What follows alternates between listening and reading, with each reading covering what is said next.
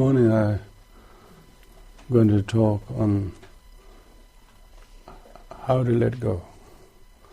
This was a topic requested by someone who's here today, so maybe it's all of you.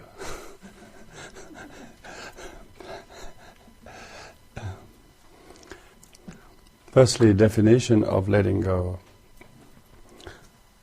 Meaning, letting go suggests that there are some keepings in our mind, however a long way back, perhaps not with the intention to let go, but to keep for good, as the finding of it might be of great value for one's own well-being. So it has to be something that we have endeavored to find, acquire, possess and own. And then we have come to know that this owning has instead become a cause of not happiness or benefit to oneself, but rather the longer the keeping of it, the more trouble or difficulties that it seems to be presenting. So letting go is a very big topic. It is a very close to Buddhist teachings. Traditionally, the topic of letting go is renunciation. And that renunciation is usually, people see that as a very too big a thing for people to let go, because it suggests that you have to let go or renounce your family and house and belongings, and then exchange that for simplicity and even poverty and the name of service. So it's a very traditionally old topic. The idea of letting go is renunciation. But in the actual teachings of the Buddha, later on when it's explained in more detail, there are three levels of letting go. So we are probably talking today mostly of the first two.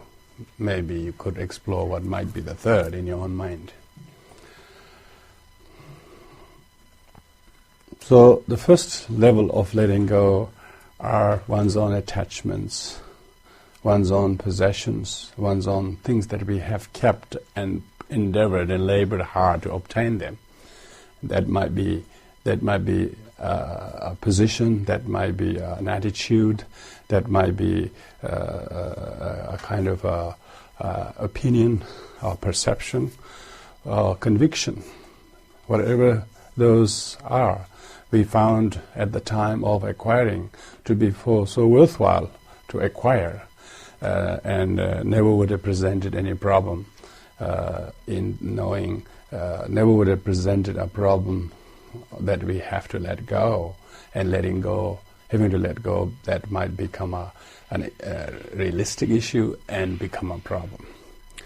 In the initial stage, when we try to acquire those, find those, interact with those, and then even become possessor of those, we might have even a short period of joy or sense of achievement.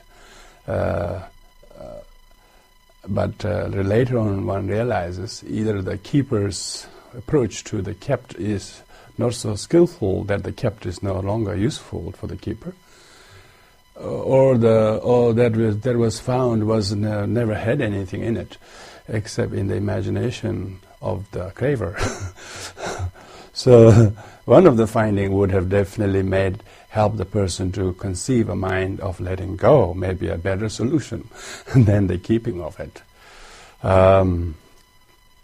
So I will leave it to individuals what might be those things that one individual could learn to let go. Because those could range from very small things that one's able to make up our mind, quite able to let go, and we move on, and without having almost seeing benefit of being able to let go rather than the problems of keeping of it. When a person becomes fairly convinced of the benefit in letting go and weighing up against the harm in keeping of it, most people are able to make that decision on their own. Some people may require other people's persuasion, or maybe even a bit of force. Maybe they have experienced too much suffering already by keeping of it themselves, and so therefore it warrants them to let go, because they can see more suffering only coming from that. Because the whole idea of Buddhist teachings of letting go is because the keeper suffers more in the keeping. And particularly if the kept is another person. If the kept is material things, it will be slightly different. Then they will, if the kept is also another being, maybe even a dog, of course the suffering is mutual. Someone just emailed me yesterday that her 14-year-old dog died, and she has been, it has been her best friend for all these years, and it's, to her it was like a loss of a child. So it doesn't have to be, that the keeping was too much a problem, but you can never keep anything in too long. One thing just leaves you, even without you having to let go. So a lot of us maybe have to learn to let go because someone we love will pass away or left or whatever, or are leaving on their own situations, or the condition has dictated so much that togetherness is more of a problem for both than the benefit. So usually one of the two makes a decision, either consciously or unconsciously. In the example of the dog, not consciously, of course. The dog probably wouldn't have liked to die before her owner. If it had given her opportunity, it would have loved to stay longer and be offered the company to her owner, and particularly if she found out that such a misery was left behind to the survivor and owner. So most of us perhaps leaves things to let go too late, and then it becomes too hard and becomes too difficult thing to let go. But when we begin to know wise and mature enough to let go fairly early on, usually the wise decisions prevents a lot of heartaches and pains and problems down the track. So therefore early being able to let go may be harsh, may appear harsh and difficult on the spot, but actually is a very well and wise, because after all, everything is inevitably parting. All meetings is inevitably parting. Whether it ends in good agreement or disagreement, the meeting has to part. All collections get dispersed inevitably. So all that is owned has to be disowned. So letting go is not a question of whether we should or shouldn't. It's a question of how early we can do it. So we all have to let go everything anyway, even if we think we got a lot. In the last, since we came to this world, we have earned a lot, saved a lot. We think it's all for the sake of not keeping, for the sake of inevitably to let go, leave behind, what's it called. So therefore it's not a sacrifice in reality. Really, we came empty-handed, and probably should go that way too. So letting go is a very wise decision, and not many people understand it. When Indian Prince Siddhartha left his home and in exchange of a life of a mendicant, most people thought what a silly decision that was to throw away the prestigious position of a king and there he goes to live under a tree. Of course, it didn't seem so wise at the time. So it's hard to have the wisdom to most people at the time to let go. The sooner one is able to know that, wiser, I suppose, the benefit, the wiser and more beneficial it will be. The more later we delay in letting go, that much longer the pain and suffering would ensue. Why? Because letting go is a form of loving kindness, form of compassion for oneself and for anyone really concerned. It is out of compassion, out of mercy, out of some form of clairvoyance that if you don't, it will have bigger sufferings. And so therefore one is able to forecast the suffering if one didn't let go in the long term. Therefore, earlier one is able to let go, that much better we will cope.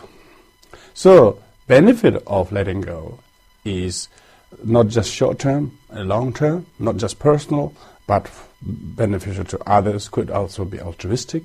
In the case of Siddhartha Gautama, when he let go of his family and his kingdom and his role as a king, it seemed like a harm to him, it seemed like a harm to his father and the kingdom and all the people concerned, at the time anyway. But within no longer than 6 years, everybody was returned a different result. The benefit of that, his renunciation of his position meant that his purpose was far greater than to keep up his position, but rather to alleviate suffering and oppression people were experiencing due to their own ignorance. And very few were willing to announce and show the way for beings how to free themselves from self-induced sufferings. And because his quest was not for his own freedom, but for the sake of others, therefore the letting go could be a very, very altruistic motivation. A lot of us do let go for very selfish purposes too, and it only will have very limited benefit. So we have to have a very holistic motivation when we do let go. How many people are involved and will be involved if my letting go were to reap any benefit. So with that kind of futuristic and altruistic motivation, although the period before the returns are forthcoming may be a bit poorly assessed by a majority, and a person who's not so wise, but one who is able to let go usually brings very maximum benefit to all concerned. Now, disadvantage of not letting go could be almost similar to exact opposite to the benefit if one didn't renounce. And where we could look at examples of people who are addicted to something, and then basically they completely melted their lung or liver by alcohol or drinking or whatever. They got so addicted they didn't realize how harmful it was to them. And they thought it was something that is essential for them to survive. And they lose their life to a habit of addiction because they wouldn't know how to let go of that. Even though it's written blatantly that it's harmful, it kills or something, but person refuses to see it, read it, and it still does just that. So, person who doesn't renounce or let go what he has as a habit or whatever of the form we mentioned, that he has become too much overly dependent on that, and therefore to the extent of diverting his energy and ability to perform other activities, the person becomes very much disabled by his or her addiction to something, and therefore renunciation was to try to avoid that. But one who isn't able to renounce that have not only temporal sufferings of a short life or whatever, or care and not being able to receive respect or kindness or from loved ones, or being rejected by others because of the very terrible conduct of the person. Therefore, it will be bringing a lot of physical and emotional pain in the life, and therefore much harder a death, probably much sooner a death, harder and a sooner death than the person's life could otherwise be blessed. And of course, the harm and that will cause heartache and hurt, and to the rest of family, I suppose, to the parent in particular, if they have someone like that, it's just like wasting all their years of service and sacrifice they made to bring up, and then what it turns out to be is just like heartache after heartache to the parents and any loved one. Of course it will become a terrible cause of suffering. A lot of our sufferings are because someone isn't letting go of this, or we are not letting go in that, and therefore we wish they did, but they don't do that, and we have whole industry called rehabilitation. Is try to help people to get rid of some not so useful habits, and they're so blinded by the addiction and lack of wisdom in seeing the benefit of doing that and not being able to assess the harm that will be there if they didn't. And because knowledge is so poorly administered, that actually is useful to skills of living, to avoid suffering and to maximize benefit. When knowledge becomes only to acquire materialistic objects, not spiritually and emotionally sustaining qualities, when we are not able to give that to people, to the youngsters, then materialistic society only makes people to cling and grasp, and that's exactly opposite to letting go. As if your happiness would come from these things, or having that position, or that. Completely wrong education. You know, the whole emphasis of the promotion and advertisement to lure and to sway people's mind as if everything will be fine if you have that, makes people crave and have little contentment with the things they have. Because of most people are victims of their craving and desire, and therefore attachment. Now, letting go is the only antidote for all of this. You know, letting go helps us to first to realize what you have already are no longer good for you. Because once upon a time you thought it will be good for you, and when you find it, it is not made better for you, but it's actually made worse. So therefore, the thing that promised you to be better by having that has actually ruined your lungs or livers or health or whatever. If a person isn't able to see that, then obviously they have never been informed. So. Therefore, the letting go is a prevention of suffering. It's not a kind of isolated thing that individuals have to think what they need to let go. Whole society have to learn to practice let go a number of things. It isn't a problem that one or two persons have to let go, others don't. It's not an extreme problem of people who have societal problems. Actually, everybody has to learn to let go of something according to their own, I would say, subjective understanding of it. The better the person is to let go. For instance, you're angry to someone, and then you realize this is not good for me. I've been doing this already a few months, and it's not just giving me headache and can't sleep well, and every time I think of the person, it's just giving me...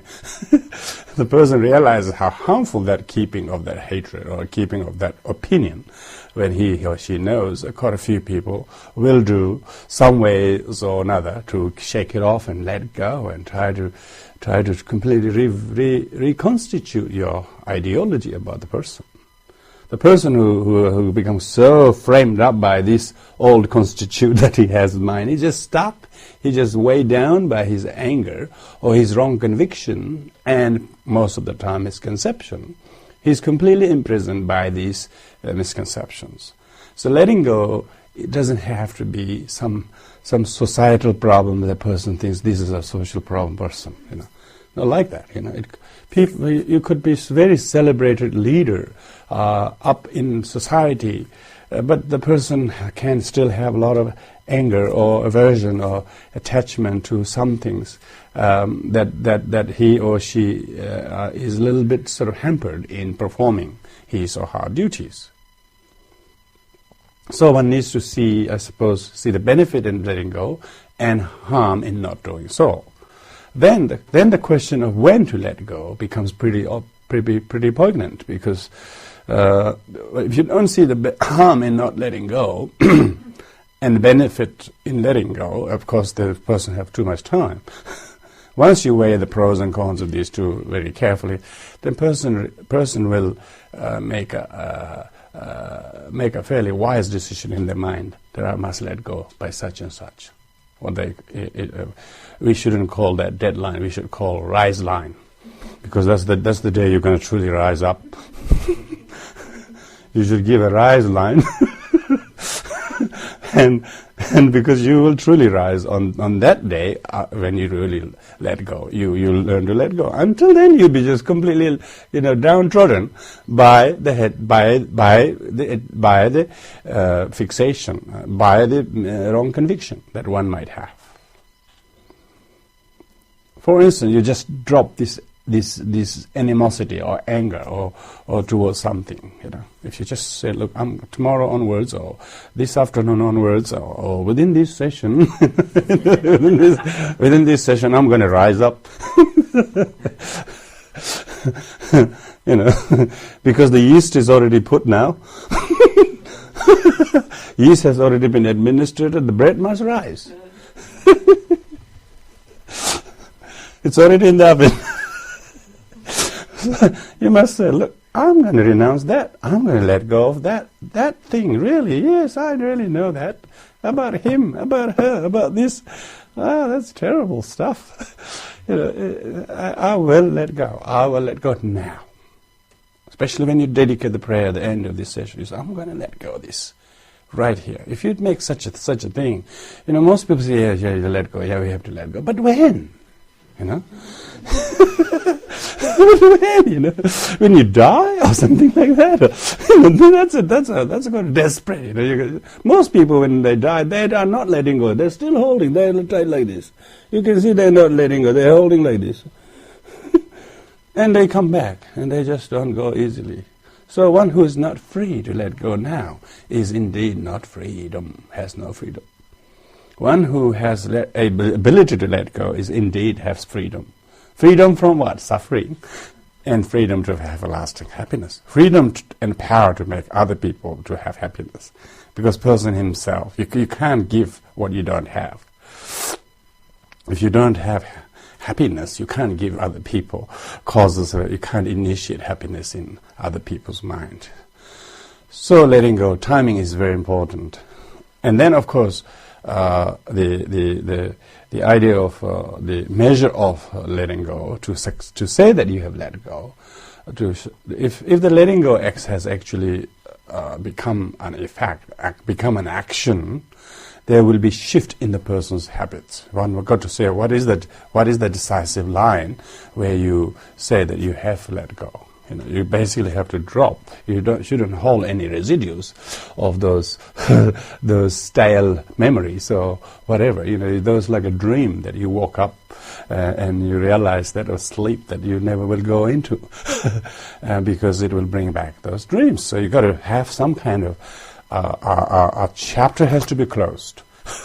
That chapter has to be closed, that you have to know that something has definitely changed and that your own way to think about the person or talk to about the person or thing is really positive, really new, really fresh, and that is a sign of letting go, demarcation, that letting go has actually become a reality. So it is not some plan in the future.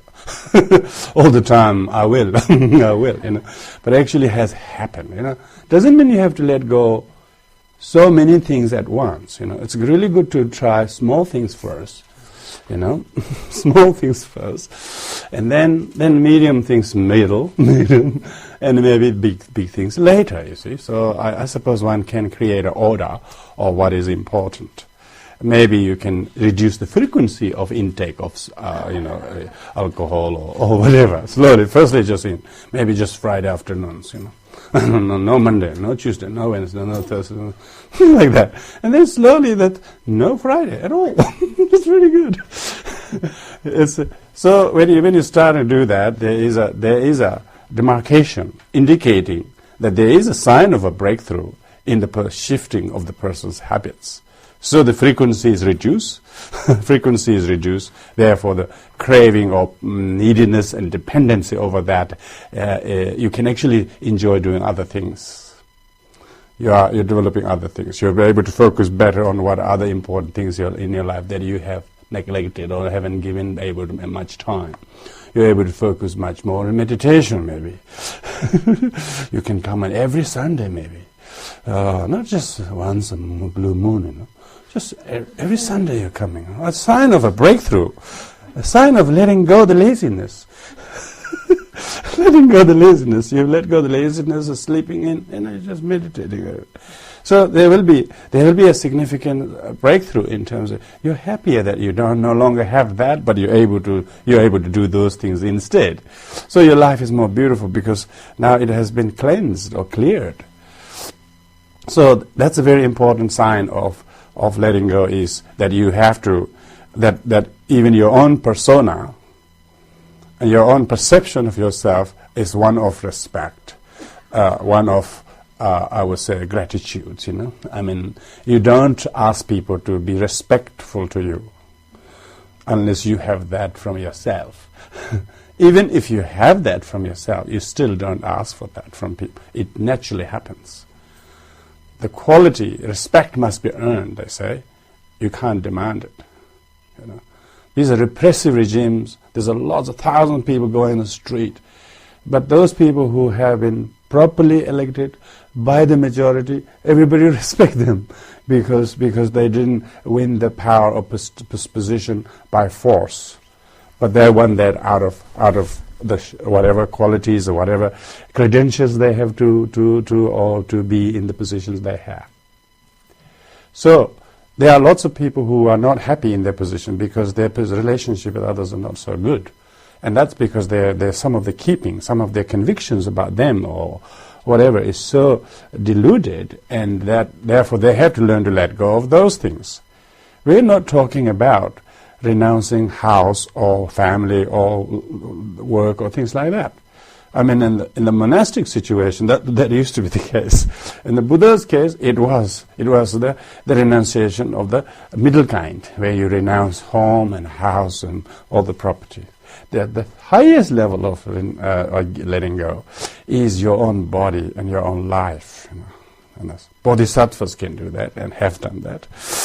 Have let their body be fed to the hungry or whatever. That will be, of course, a bit unimaginable, but imaginable and doable when you are of that level.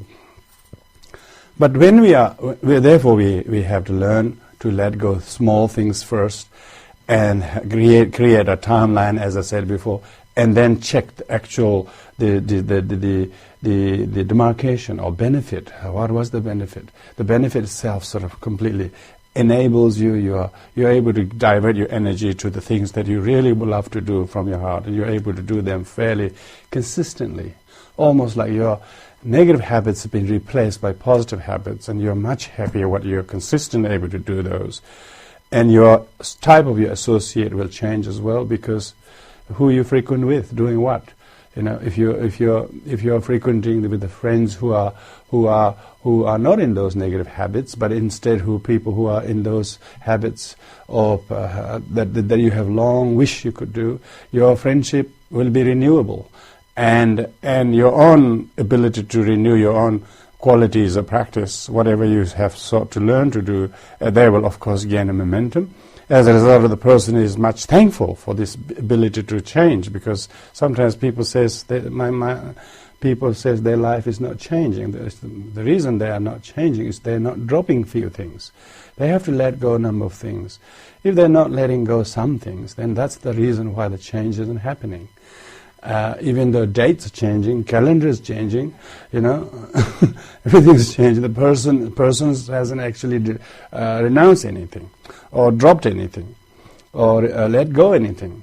When we let go, what happens is it frees our mind, and of course you might have more time instead of lack of time before, because one is no longer diffusing one's energy in unnecessarily too many areas. Life is so short and precious, and it should be delegated for doing what we really love to do.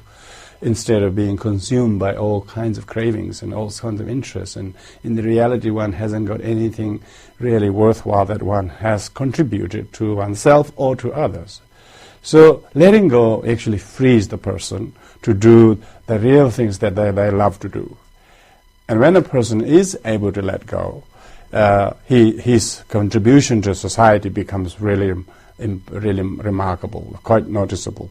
But one who hasn't let go of many things is just almost his presence or absence doesn't count anywhere, because he hasn't done anything impressionable anywhere, because his time is completely dispersed in all sorts of things.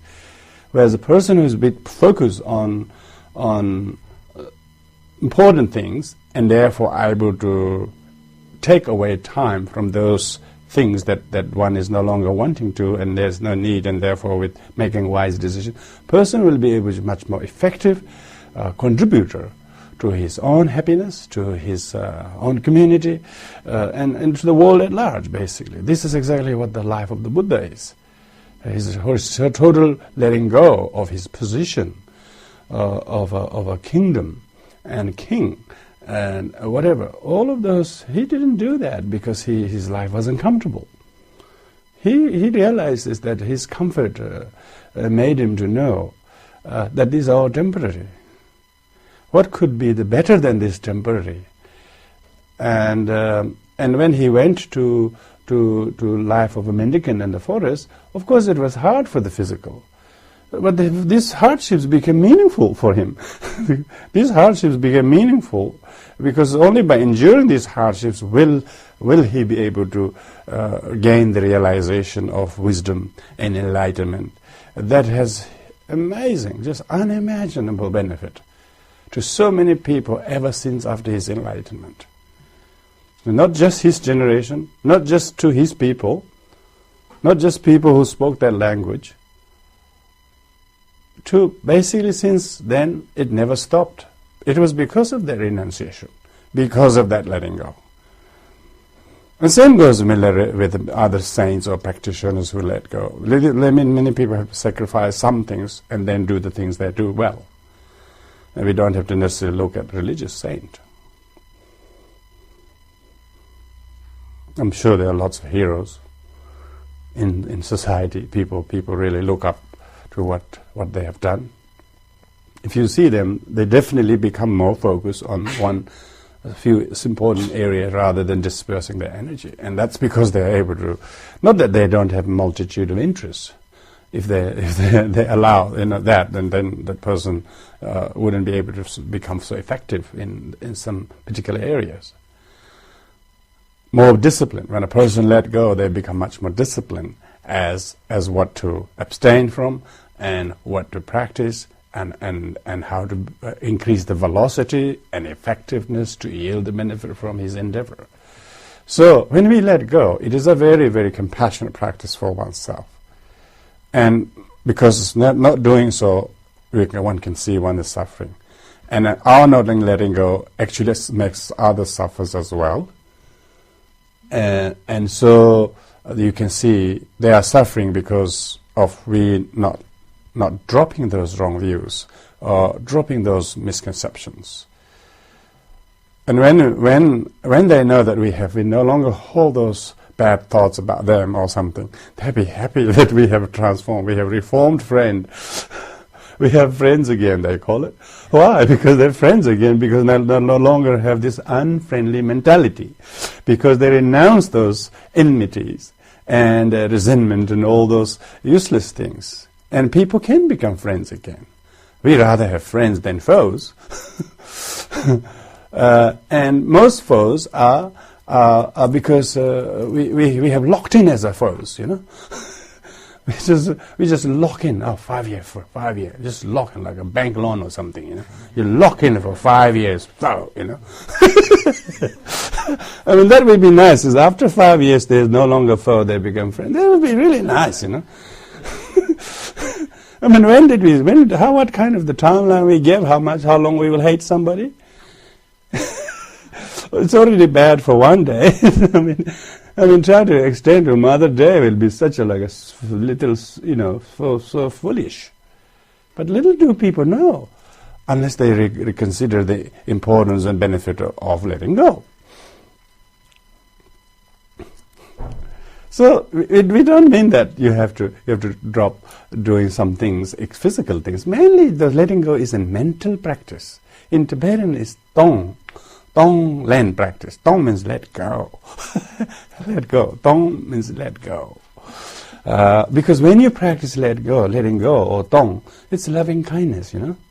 You're practicing loving kindness for the other people. As soon as you let go, then they will be free.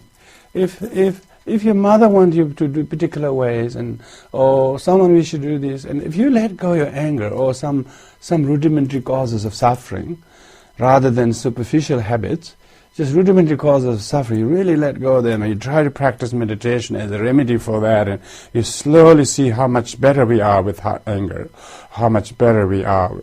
We're talking about hatred here, we're not talking about anger. You can't totally destroy anger until you become totally enlightenment, which might be a little bit away, a little further down the track. So you can get angry, but it's good to know that you got angry, but you see the futility of it, and doesn't mean you don't get angry at all. You know, you have to be banana tree or something to be like this.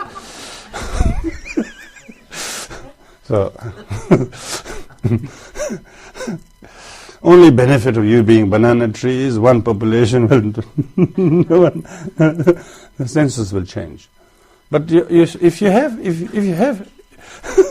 so we shouldn't say that, hey, it doesn't get angry at all. It's not like that.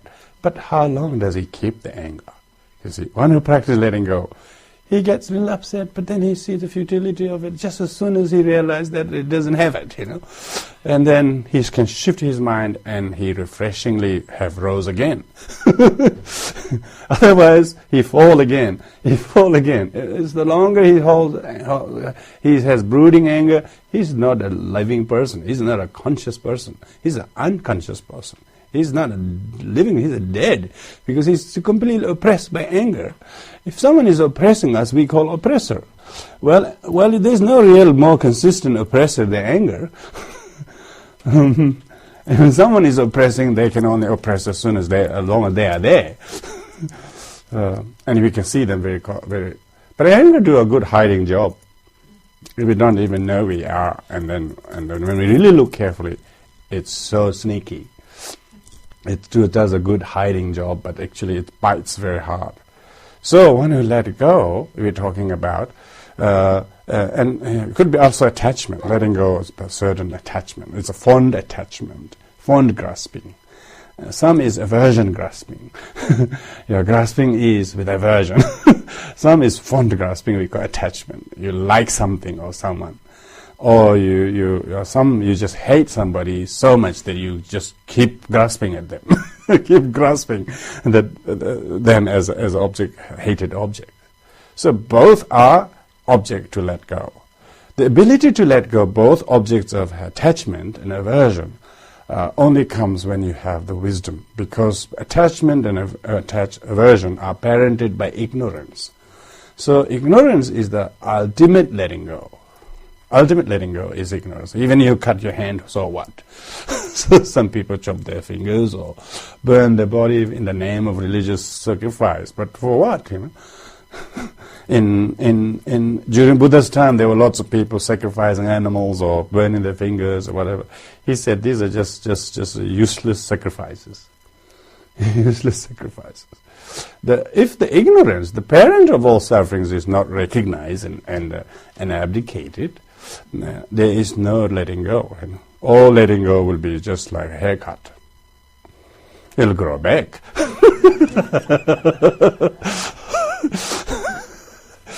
So, we're talking about uprooting all the hairs. The cause of all suffering is ignorance, and if we don't let go of that, but if you let go of something else superficially, just simply to give a new look, that new look is only new on the day, but it will be old look later, and then so unless we get rid of rudimentary cause of suffering, ignorance, the self-grasping, selfishness, until we recognize that, then even we let go that, let go this, let them have these levels, still the subtlest cause of suffering hasn't been even detected, you see. So, of course, in the context of greatest letting go, they traditionally call by the weight of what you're able to let go, rather than with what wisdom. The highest form of letting go is therefore not only what you let go, but whether with the wisdom, discerning the lack of inherent existence of self, and discerning the lack of inherent existence even the object that you're letting go. Even the thing that you think you're letting go actually doesn't really exist from its own side, other than your own undiluted perception of it. So it's only your deluded perception makes it so valuable or so important. But otherwise, when you realize that you have collected a lot of things you don't need, and then you realize your house is full of them, and then you realize you bring the whole truck to get rid of them. You see? It's amazing. All of a sudden you realize that you can pay to let go of all these things. If there's a house for free that people want you to remove, you would better check what it is. What's wrong with the house? They're letting go because the keeping of that house on the land is a problem for them. Now, if anybody were to remove that would be fantastic for them. But of course, little wonder, most people will find out, what is this? What's wrong with this house? So there are lots of things, if not all things, they don't have anything in them. They're just hollow. They just have nothing in them. They just lack inherent existence.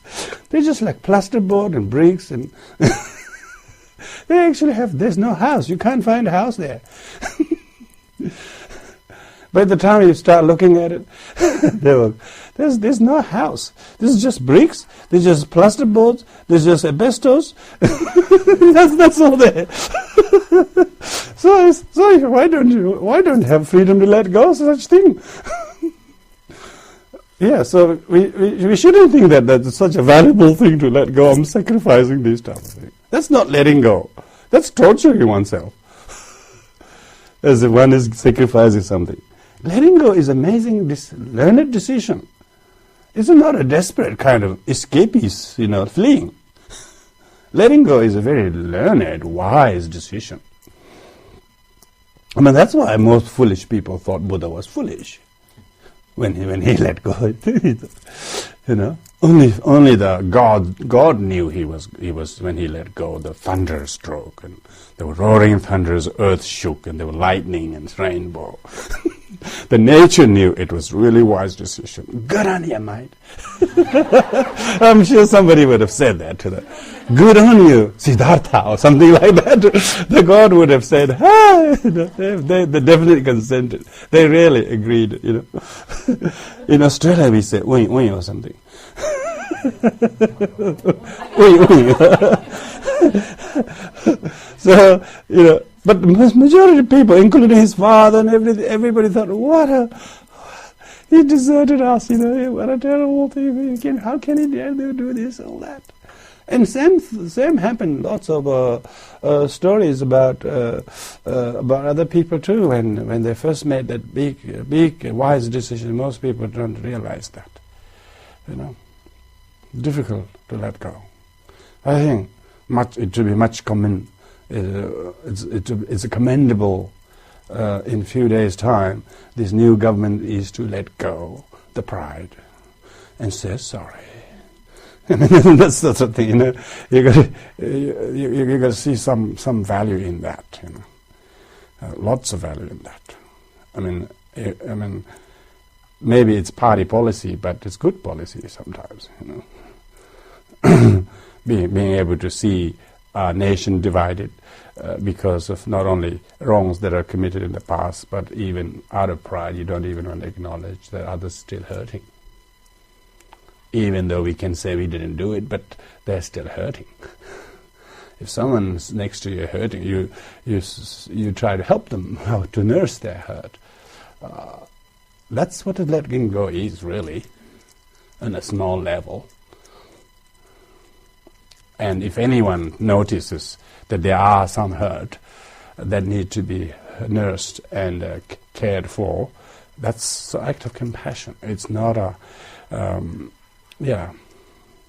whenever we can practice that, there will be a lot of relief. Temporary relief, at least temporary relief. And then that will mature ourselves. It's hard to do because people have lots of grasping and pride, and they'd rather don't do because it's not doing is easier than doing it. But doing has good result, not doing has no result. So letting go is an act of a wise, mature decision. And anyone who resists with that would only prove their immaturity. And of course, only when we think sharp, we are all capable of doing that. And that's why practice of letting go shouldn't be merely to escape ourselves from a possible problem, but rather out of compassion for others, compassion for others to avoid suffering, and that by doing this there will be more benefit for myself and others. With such altruistic motivation, when we do that, then it doesn't become simply to prove that I am so pure, type of thing. It's not trying to make oneself look so pious. It's rather try to rescue or prevent harm, and maybe provide benefit from that. With such kind of futuristic mind, letting go, a person who let go is usually freer of the wrong convictions in his or her mind. Time was not wasted, and hard, maybe it was hard before that time was executed in letting go. And of course the person is a lot happier ever since, happier ever since, and he's a reformed person. And if there's a reformed person in every unit of community, I'm sure that'll inspire those others who are wishing to do the same. And when we don't have such models, and everyone or any unit of people consists of people who hasn't done that, of course, makes everyone to see someone else should be doing that, not looking within themselves. So Buddhist teaching very much highlights the importance of that person is ourselves, and you don't let other people to tell you what you should let go. And when one thinks carefully, definitely heedfully, we will hear that within ourselves. And the transition in the mind of a person who makes that is usually one of a very visionary decision, a mind that sees visions of the benefits, and therefore his mind looks high. And because of that, the height of that ability to seek that high, he is a seeker of the heightened quality, and therefore lowly kind of losses, temporary losses, or it'll be so easy to do, And so that's why mostly people who are happy are usually those who have let go many things, one after another. And mainly we're talking intellectual, emotional, habitual, experiential first, before they become physical. Some of them may be even physical renunciations. But first we have to renounce ideologically, intellectually, emotionally. And then these things all support us to have the ability to physically, let go and renounce and be liberated, because when a person is able to see that, his own temple of the body becomes sacred, sanctified, because all the contents are good. When the contents are all polluted, then no matter how much we look after our body just to feel good, just taste good or like that, but in the meantime the contents are all fighting. The contents are no good. Outside we are feeding very well, or putting things in the mouth, what we want to eat or drink or whatever. without realizing what actually is the contents. What is the content? The content. The container looks well looked after. But for how long can it be looked after, you know? Well, everybody has a health report, or lack of it. Or report or lack of it, isn't it? All report on health is a lack of it. So you can't preserve the unpreservable container. So too much attachment to the very container itself can jeopardize our ability to let go of some emotional, intellectual things like that. So once we can internally can turn basically inside out, then of course our ability to live a life very simple, that I started, that letting go means to choose to live simple. And when a person see that, then it's much better with the body, much better with the environment, if you like, much better with you into climate change as well. And then you realize how one individual's and how he or she lives inside the heart, and then does impact to the environment he lives. And otherwise, this incessant consumption, that developed country, we call it very proudly, the developed country are guilty of consuming too much and not letting go of many things. and individuals also are contributing to that, because there is no developed country without people.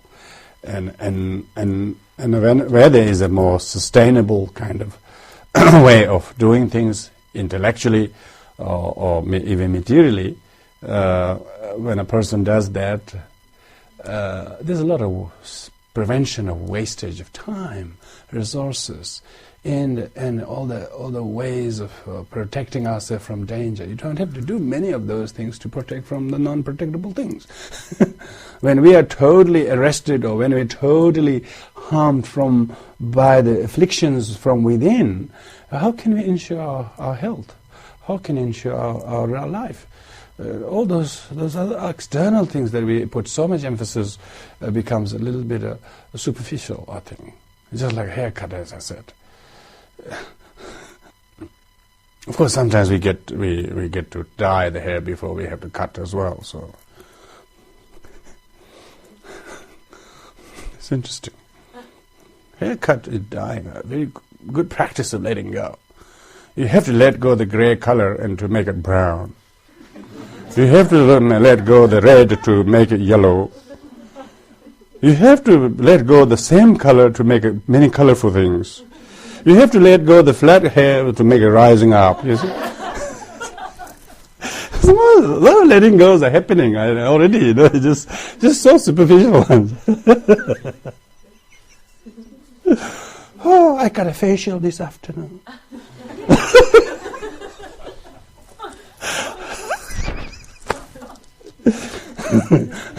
Then get it off.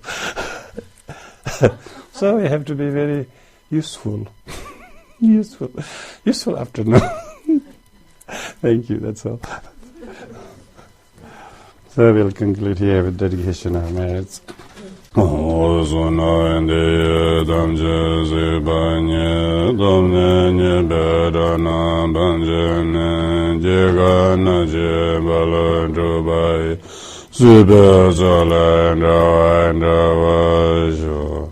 By the merit of this merit and the state of omniscience, defeat the evil enemies and defilements. May I liberate all sentient beings from the samsara oceans, turbulent waves of birth, old age, sickness, and death.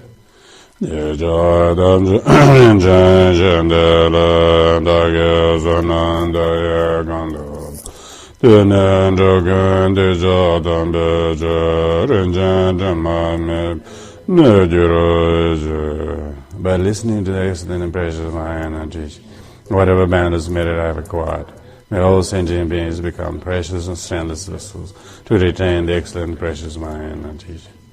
Janju Zamjo Rinpoche Maje Pana Jeje Yeba Nyamba Mebaya Konan Gandam Bewa. May the Supreme and Precious Bodhicitta take birth who had not done so.